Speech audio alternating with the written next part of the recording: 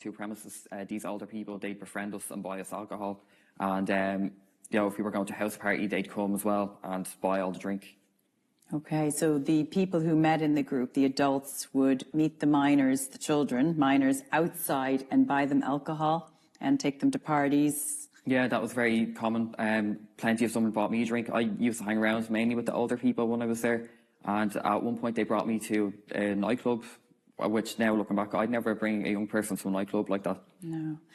And do you think they belong to youth workers who were facilitating these meetings on the Sunday? Were they aware that adults in the group were buying alcohol for the minors? There was an incident that occurred around April 2017, and they were made aware of it, and then they stopped letting adults attend the Sunday group, but they still let them attend the other groups, which was Ladybirds and the Individuality group. But they told us in the Sunday group that this was due to lack of funding. Did Belong To, when you joined the meetings, did they have any sort of code of conduct or any rules that you had to abide by? Did any kind of stand out to you? Yeah, they had plenty of rules. There was 10 of them, and a lot of them were, keep your phones off or on silent, don't be bringing drugs or alcohol into the place. But there was one that always stood out to me, which was don't talk about gay club.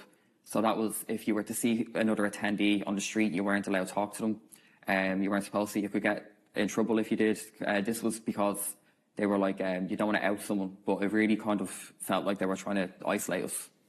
So when Belong To had that rule that you are not allowed to socialize with anyone in the group, that you may meet on the street or the gym or a club, how did that make you feel if you saw someone from your Sunday meeting on the street and you couldn't talk to them? Well, most of us broke that rule. We'd get each other's contact details and we'd make plans outside of Belong To. But it kind of put this impression that if anything were to go wrong, we couldn't tell Belong To because we weren't meant to be doing that. So even if it was just meeting up in a park, or if we were drinking, and if something went badly, if we told them, they kind of give out to us, kind of thing. So it was like they were sort of only allowing you to have a social life and discussion and feel included in the four walls of Belong To. Yeah, that's right.